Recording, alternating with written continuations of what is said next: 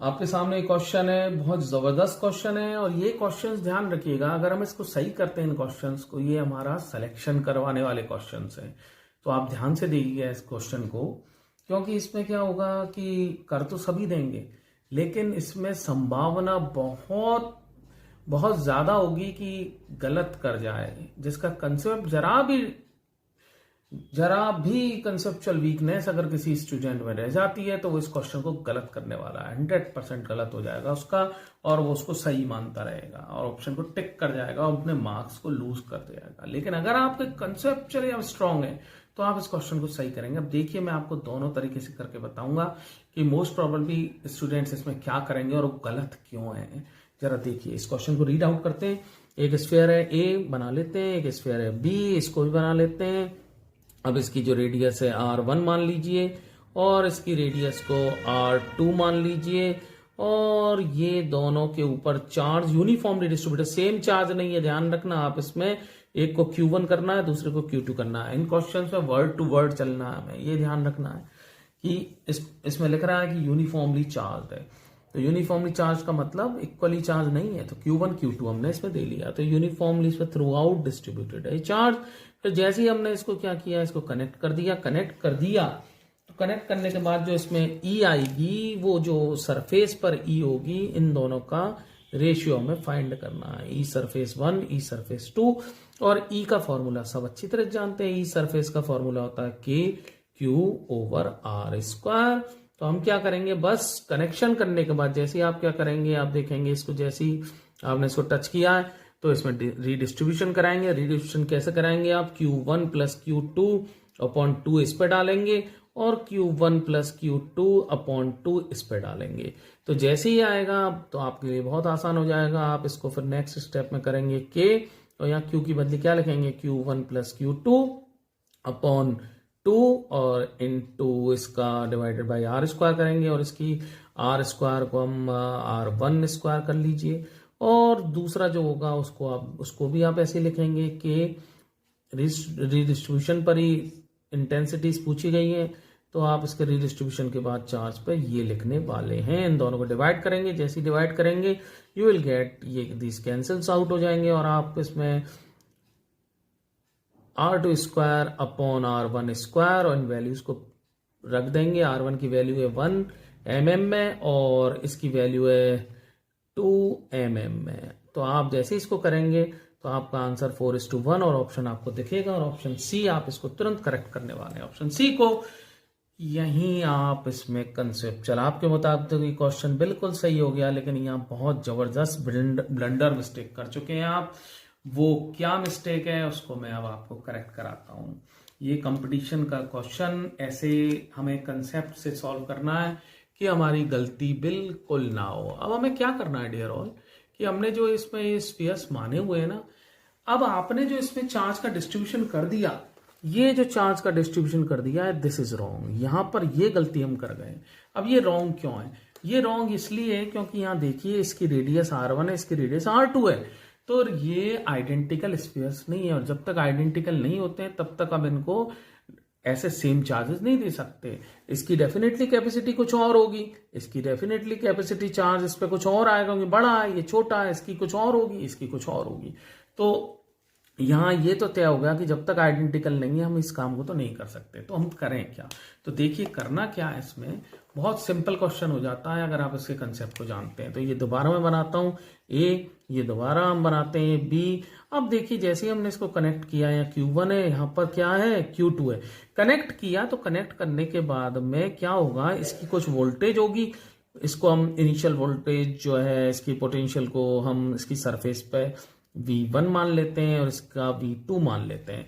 तो जैसे ही ये अगर सपोज ये दिस वन इज ग्रेटर, तो यहां से चार्ज निकल के यहां से फ्लो करेगा, तो इसमें चार्ज हो जाएगा। कुछ समय बाद Q1 डैश कर लेते हैं और इस पे चार्ज कर देते हैं Q2 डैश, करेक्ट।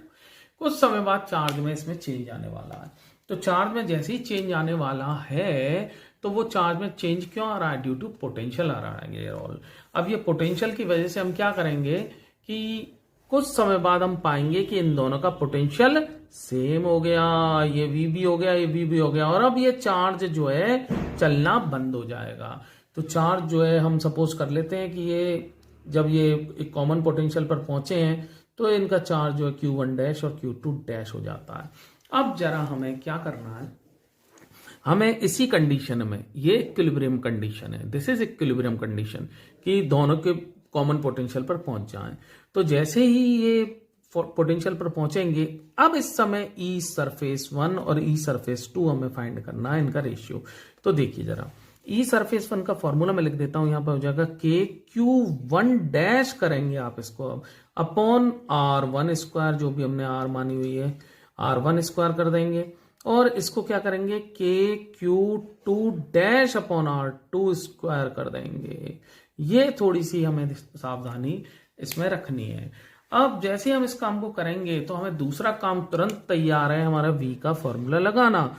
V का फॉर्मूला हो जाएगा, यहां पर चार्ज कितना होगा कॉमन पोटेंशियल पर Q डैश, तो KQ1 डैश ओवर R1, और यहां पर भी V जो होगा वो कितना होगा KQ2 डैश ओवर R2। ये थोड़ा सा ध्यान रखिएगा क्योंकि V जो होता है KQ ओवर R होता है, E is equal to KQ over R square होता है। तो ये कॉमन पोटेंशियल पर जैसे ही होगा तो हम इस इक्वेशन को, इन दोनों को इक्वेट करेंगे क्योंकि V दोनों पर सेम है। तो लीजिए हम इसमें इक्वेट कर देते हैं, KQ1 डैश ओवर R1 को इक्वेट कर देते हैं हम, इसमें बराबर कर देते हैं इसके KQ2 डैश ओवर R2 के। तो जैसे हमने इसको किया, K से K कैंसिल हो गया, तो हमारे पास में इक्वेशन ये बन गई। ये हमें जहां भी मिलेगा हम इसका यूज करेंगे। तो देखिए अब जरा मैं पुट करता हूं वैल्यूज को, इन दोनों को डिवाइड करते हैं, 1 और 2 को हम जैसे ही डिवाइड करते हैं तो हमें क्या मिलता है, ES1 ओवर ES2, यही तो फाइंड करना है। इक्विलिब्रियम कंडीशन पर चार्ज जो इंटेंसिटीज है इनका रेशियो, तो ये लीजिए हम डिवाइड कर देते हैं KQ1 dash over R1 square into, जैसे डिवाइड करेंगे ये हो जाएगा R2 square over KQ2 dash, और ये दोनों केस यहां पर कैंसिल आउट होने वाले हैं। अब जरा इसको थोड़ा सा हम क्या करें, इसकी सहायता लेने के लिए इसको मैं ऐसे लिख देता हूं, R1 और इसको लिख देता हूं इनटू R2। अब जरा इधर हम ध्यान दें तो ये देखिए Q1 डैश ओवर R1 क्या है, Q1 dash over R1 is Q2 dash over R2। इसको वैल्यू को मैं यहां पर पुटअप करने वाला हूं। तो यहां देखिए ES1 ओवर ES2 जो हमारा आने वाला है वो कितना आने वाला है, इसको उठा के इस पूरे Q1 डैश को इस कुल में लिखता हूं Q2 डैश ओवर R2, और यहाँ R1 ध्यान रखिए नीचे है ही है, इसकी इस पूरे को उठा के हमने इतना लिख दिया, इनटू बाकी को एज इट इज लिखूंगा R2 into R2 upon Q2 dash लिखूंगा।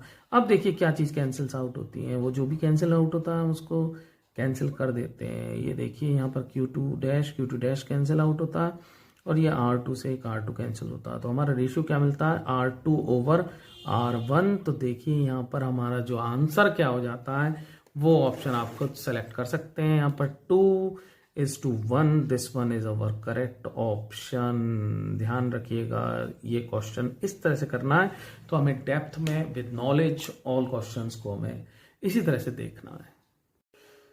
तो ये जो आप क्वेश्चन देख रहे हैं बहुत जबरदस्त क्वेश्चन है। ये क्वेश्चन अगर हम करते हैं, इस टाइप के क्वेश्चन जब भी हमें एग्जाम में मिलते हैं, और अगर हम हमारे अंदर इतना कैलिबर है इन क्वेश्चंस को करने का, तो ये क्वेश्चंस ना केवल हमारा कंपटीशन में, एग्जाम में सिलेक्शन तो करवाते ही हैं, इवन ये मेजर डिफरेंस होता है इन क्वेश्चंस से कि हमें कौन सा कॉलेज मिलता है। ये क्वेश्चंस टाइप के क्वेश्चंस में बहुत अच्छे कॉलेज की तरफ ले जाते हैं। आइए देखते हैं इसका solution. Two equally charged spheres are suspended from the point with the help of two massless cord। आप एक हम स्फीयर्स बना लेते हैं, इनको सस्पेंड करा देते हैं। ये दोनों सस्पेंडेड हैं। जैसे ही सस्पेंडेड है, इनके ऊपर चार्ज है, तो इक्वल चार्ज है, इसमें इक्वली चार्ज है, तो इस पर हम Q मान लेते हैं। तो इस पर भी हमने इसमें Q मान लिया। तो ये थोड़ी देर बाद सेपरेट होकर इस कंडीशन में पहुंचेंगे। हम इस चीज को हम पहले जानते हैं। तो इसमें ये जो डिस्टेंस है ये बताया गया है कि ये D है और इसकी लेंथ है L, और साथ में ये जरूर ध्यान रखना है कि D is very very smaller than L। मतलब ये बिल्कुल जरा सा ही, ये एंगल जो फॉर्म हुआ है बहुत कम हो गया। Theta is very less. ये चीज इंपॉर्टेंट है इस क्वेश्चन में समझने के लिए। अब ऐसी स्थिति में बोल रहे हैं कि जैसे ही ये इस कंडीशन में आएंगे तो यहां से चार्ज लीक करने लग गया, किसी भी वे से इसमें से चार्ज जाने लगा बाहर। तो जैसे ही इन दोनों से चार्ज निकल के जाएगा तो ये चार्ज जो बाहर जाएगा, तो ऐसी कंडीशन में क्या होगा, ये एक दूसरे की तरफ बढ़ेंगे। तो एक दूसरे की तरफ ये जो बढ़ेंगे, ये वेलोसिटी जो है, ये चलने की जो इसकी वेलोसिटी है वो v है। तो ये कह रहे हैं कि इसमें जो v जो ये चला जा रहा है x डायरेक्शन में, ये x में यानी d जो है इस डायरेक्शन में चल रहा है, उस डायरेक्शन में इस v और x में क्या रिलेशन मिलने वाला है। v और x में रिलेशन फाइंड करा रहे हैं इस क्वेश्चन में। क्वेश्चन समझ में आया। जैसे इसमें से ये रुके हुआ क्यों था, ये रुका हुआ था क्योंकि इसके ऊपर चार्ज था, चार्ज से फोर्स ऑफ रिपल्शन थी इधर। लेकिन जैसे आपने चार्ज को छोड़ दिया, ये वापस ये रिपल्शन फोर्स से ये ऐसे मूव करे, तो यहाँ से जैसे हम चार्ज को हटाएंगे दोबारा इनिशियल पोजीशन में आने लगेंगे। तो ये जो चलने लगे, ये जो चार्ज, ये v जो है ये चलने लगा, x डायरेक्शन में चलेंगे दोनों। तो v और x में क्या रिलेशन हमें फाइंड करना है, ये थोड़ा सा देखना है। साथ में इसमें एक चीज और दी गई है कि जो चार्ज लीक कर रहा है वो कांस्टेंट रेट से कर रहा है। ये ध्यान रखिएगा कि जो लीकेज है वो कांस्टेंट है, leakage of charges constant rate. तो रेट जहां भी आ जाता है हम उसमें किसी भी चीज को डिवाइड कर देते हैं t से, तो इसका मतलब dq जो रेट है लीकेज की, dq/dt वो कांस्टेंट है। ये थोड़ा सा हमें समझना है। अब इस क्वेश्चन में v और x का रिलेशन फाइंड करें। तो देखिए जरा, इस क्वेश्चन में करने के लिए हमारे पास में क्या है, हमारे पास में तो ये है कि जब भी इस तरह की कंडीशन मिलती है तो इस पे फोर्स लगती है mg, एक कंपोनेंट यहाँ पे लगता है t, और यहाँ पर जो इसको रोक के चलता है ये एंगल बनता है थीटा। तो ये रोक के चलता है, इसको 2 थीटा कर लेते हैं, इस कितने एंगल में इसको थीटा मान लेते हैं, ये थीटा हो जाएगा। ठीक है। अब जरा इस डायग्राम में देखिए, इस डायग्राम में देखते हैं हम कि ये कंपोनेंट आएगा यहाँ पर t साइन थीटा, और यहाँ पर जो कंपोनेंट आएगा वो t कॉस थीटा होगा। ये हम पहले से ही जानते हैं, नहीं जानते हैं तो जो अर्लियर क्वेश्चंस जो हमने किए हुए हैं, please do watch that questions, those questions को देखिए जरूर से। तो इसमें जरा इन इक्विलिब्रियम कंडीशंस को हम जरा देख लेते हैं। इक्विलिब्रियम कंडीशंस में हम देखते हैं इसमें कि जो mg है वो बराबर हो जाता है t कॉस थीटा के, और जो f है कूलम्ब फोर्स की जो इस डायरेक्शन में लग रही है f, ये बराबर हो जाती है t साइन थीटा के। तो इन दोनों को डिवाइड करते हैं तो टेन थीटा जो निकल के आता है डियर ऑल, वो आता है टेन थीटा की वैल्यू आती है mg/f। टेन थीटा की वैल्यू f/mg आ जाएगी, इसमें f/mg दोनों को डिवाइड करेंगे। इतनी हमारे पास में इंफॉर्मेशन अभी मौजूद है, तो क्यों ना इस f की वैल्यू पुट कर दें। f की वैल्यू क्या हो जाएगी, f की वैल्यू हो जाएगी यहाँ पर, f की वैल्यू जो है वो होगी कि दोनों चार्जेस का मल्टीप्लाई स्क्वायर के क्यू स्क्वायर अपॉन दोनों के बीच की दूरी को हम x के फंक्शन में फाइंड कराना चाहते हैं, तो d इसमें दी हुई हम इसको x मान सकते हैं। तो x आप फाइंड कर ले, x मान लीजिए इनकी इनिशियल डिस्टेंस को, तो के Q square upon x square, ये f हो गई, और mg से इसको हम डिवाइड करा देते हैं। अब जरा एक चीज को और देखिए, हम इसका यूटिलाइज करेंगे। ये हमें दिया हुआ है कि जो एंगल है इसके बीच में वेरी लेस है, तो ये एंगल अगर लेस है, बहुत छोटा एंगल है, तो ऐसी कंडीशन में क्या होगा, जरा मैं आपको बता देता हूँ कि ये जो स्ट्रिंग है ये L है, और ये एंगल अगर बहुत छोटा होता है तो ये L और ये L लगभग सेम ही हो जाती है। ठीक है, ये L और ये दूरी भी लगभग सेम हो जाती है, और ये दूरी कितनी हो जाएगी, पूरी दूरी को हमने माना हुआ था x, तो ये दूरी हो जाएगी x/2। आप इस फिगर को समझ नहीं पा रहे हैं तो जरा इसको देखें, इसमें इसको देखें, अगर ये बहुत स्मॉल है तो ये डिस्टेंस जो है ये डिस्टेंस जो है ये और ये डिस्टेंस जो है सेम हो जाएगी। ठीक है, तो ये अगर L है तो ये भी L ही हो जाएगी। अगर ये से कम है तो ये L हो जाएगी। तो यहाँ पर टेन थीटा की वैल्यू निकाल देता हूँ मैं। इसमें अगर टेन थीटा और ये डिस्टेंस हो जाएगी x/2 यहाँ से यहाँ तक। तो इस ट्राइंगल में देखिए आप, ये थीटा, ये 90, इस ट्राइंगल में देखिए, इस ट्राइंगल में हम जैसे ही देखते हैं तो हम पाते हैं tan theta. Again tan theta क्या हो जाएगा, x/2 upon this, x/2 divided by l, ये हो जाएगा ना, क्योंकि हम इसमें मान चुके हैं कि ये भी l हो गई है, ये लेंथ l हो गई, क्योंकि बहुत ये एंगल बहुत छोटा है, तो ये स्ट्रिंग और ये इनमें कोई अंतर नहीं आएगा। ऐसे आप देखिए, इसको जरा सा इधर ले गए, इसको जरा सा इधर रखा, तो ये देखिए दोनों लगभग सेम ही बैठेंगे। तो इस वैल्यू को पुट करते हैं, तो ten theta is equals to क्या हो जाएगा, यहाँ पर ten theta is equals to क्या हो जाएगा, x/2l। इन दोनों को इक्वेट करा देते हैं, इन दोनों को इक्वेट करा देते हैं, बस यहाँ क्वेश्चन अपना आप निकल के आने वाला है। जैसे इक्वेट कराया तो यहाँ पर KQ² upon x² mg is equals to x/2l करने वाले हैं। अब जरा इनको क्रॉस मल्टीप्लाई करा देते हैं। क्रॉस मल्टीप्लाई करा के हमें क्या मिलता है, ये मिलता है x³ mg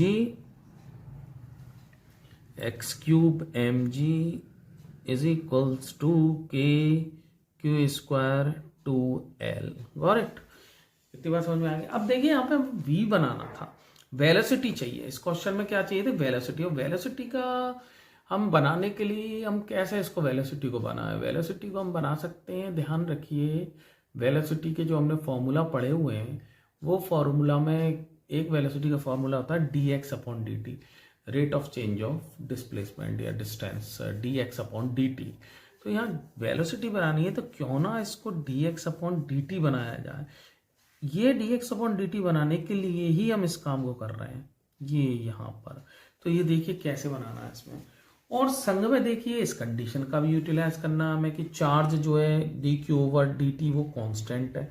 तो यहाँ इस इक्वेशन पे पहुंचते समय हमें ये चीज मिल गई कि यहाँ पे देखो, यहाँ पे ये इससे वेलोसिटी बन सकती है, और इस ये भी क्यूब मिल गया, दोनों चीज हमें मिल गई। तो देखिए जरा क्या करना है इसमें, हम क्या करें, इसको सबसे पहले तो इन सारी चीज़ों को हटा दें। हटाएं कैसे, इनको कांस्टेंट मान लें, कांस्टेंट मान लेते हैं तो क्या हो जाएगा, x³ is proportional to Q²। ये कांस्टेंट है, m कांस्टेंट है, g 2 और l, ये सारी चीज़ें कांस्टेंट है, ये हटा दी। तो अब इस इक्वेशन में क्या करें, आप इस इक्वेशन में एक चीज़ और कर सकते हैं कि इसको हटा दीजिए यहाँ से 2 को, तो ये हो जाएगा x3/2 is proportional to Q। इतनी बात अगर हमारी समझ में आ जाती है तो हम इसको फर्दर आगे जा सकते हैं। फर्दर देखिए आगे कैसे जाएं इसमें। अब हम इसको with respect to t differentiate कर दें, क्योंकि हमें क्या बनाना है, वेलोसिटी बनानी है। तो वेलोसिटी क्या होती है, dx/dt। तो इसको विद रेस्पेक्ट टू t मैं इसको डिफरेंशिएट करता हूँ। तो यहाँ देखिए क्या लिखा जाएगा, यहाँ पहले तो dx/dt करना पड़ेगा, डिफरेंशिएशन में आप जानते हैं। अब इस x का डिफरेंशिएशन कर दीजिए, ये हो जाएगा 3/2 आगे आएगा, और x पे जो पावर रह जाएगी वो रह जाएगी 3/2 -1, दैट इज हाफ।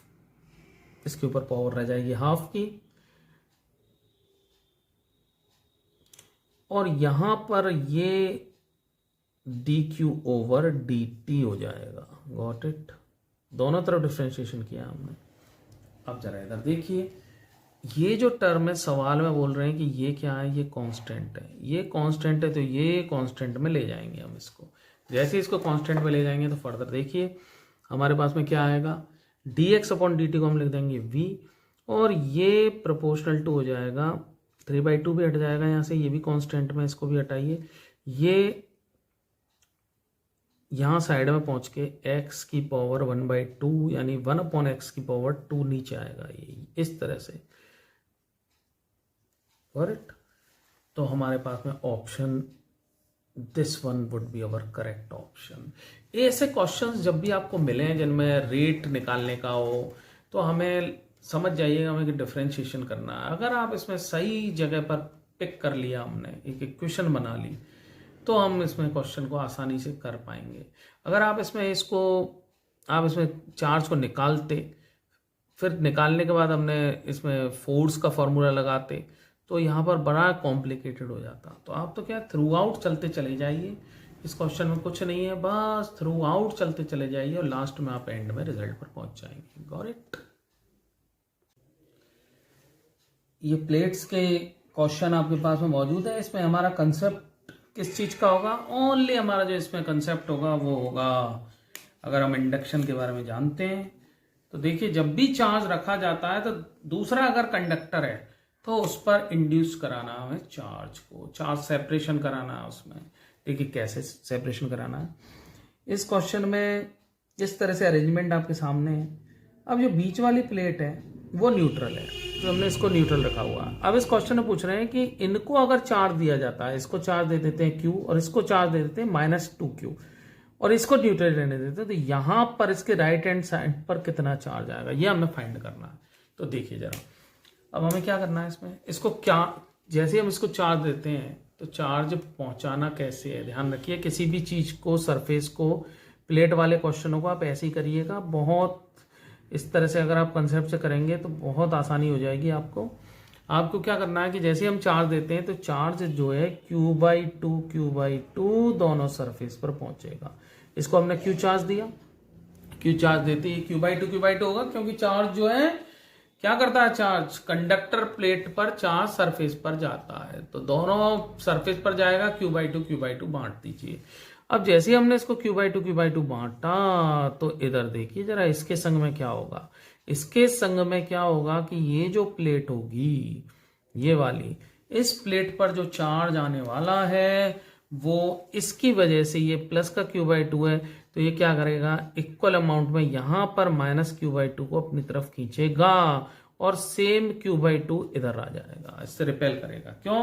क्योंकि कंडक्टर है और कंडक्टर में होंगे ना डेफिनेटली चार्ज, तो होंगे प्लस माइनस होंगे। अब ये क्या, चार्ज सेपरेशन हो जाएगा। प्लस Q/2 प्लस पर फोर्स लगाएगा, प्लस वाले इस एंड पर जाएंगे और माइनस वाले इस एंड पर आएंगे, और दोनों, लेकिन ये ध्यान रखिएगा चार्ज सेम ही रहना है। जो इधर चार्ज होगा सेम चार्ज यहां पर इंड्यूस्ड हो चुका होगा। Got it? ये चीज ध्यान रखिए। अब इस प्लेट पर देखते हैं। अब इस प्लेट पे क्या करना है, इस थर्ड प्लेट पर ये जो चार्ज है Q/2 ये इधर आया होगा ना, इस पूरी पर, यहां पर आया होगा इस सरफेस पर, तो इसका ये इफेक्ट इसके ऊपर करने वाला है। तो यहां पर कितना चार्ज लिख दूं, यहां पर -Q/2 आ गया होगा, नहीं आया होगा -Q/2। इस पूरी सरफेस पर यहां पर कितना आ गया होगा, -Q/2। ये देखिए -Q/2 मैं यहां पर लिख देता हूं, यहां -Q/2 इस पे आ गया होगा। क्यों आया होगा? अगेन इंडक्शन से इसमें जो चार्ज रहे होंगे वो आपस में इधर उधर भागे होंगे, तो यहाँ पे -Q/2, तो इधर कितना आया होगा, Q/2। ठीक है, क्योंकि इसकी वजह से चार्ज जो माइनस इधर आएगा तो उतना ही अमाउंट में उधर जाएगा। लेकिन संग में एक चीज और दी हुई है कि ऐसी कंडीशन में हमने क्या किया है, इसको -2Q चार्ज और दिया है, तो इसको -2Q दिया है, तो -2Q किधर गया होगा, -2Q इसके दोनों एंड्स पर आया होगा। तो -2Q के लिए मैं ये रेड लाइन शो कर रहा हूं, तो यहां पर रेड के लिए -Q आ गया होगा, और सेम यहीं इसी सरफेस पर कितना आ गया होगा, इस सरफेस पर भी -Q आ गया होगा। Got it? सवाल ये समझ में आ गया डिस्ट्रीब्यूशन? ये अगर डिस्ट्रीब्यूशन आपकी समझ में आ गया तो क्वेश्चन का आप आंसर दे सकते हैं। और आपसे पूछा राइट साइड पर सरफेस पे कितना चार्ज होगा, ये चार्ज होगा -Q + Q/2, that is -Q/2। बार बार देखिए इस वीडियो को, और एक दो क्वेश्चंस मैं और इसमें आपको कराऊंगा इससे रिलेटेड। अगर आपको वीडियोस पसंद आते हैं तो please do not forget to comment. आप इस पर कमेंट जरूर करिए, और आपकी कोई भी प्रॉब्लम हो उसको आप मुझे बताइए, और साथ में आप जरूर इन वीडियोस को शेयर कीजिए, क्योंकि आप शेयर करेंगे तो मोटिवेशन आपसे मिलना बेहद ज़रूरी है। अगले वीडियो में फिर आपसे मिलते हैं और दूसरे अच्छे अच्छे क्वेश्चंस को लेके आऊंगा। Till then take care, bye for now.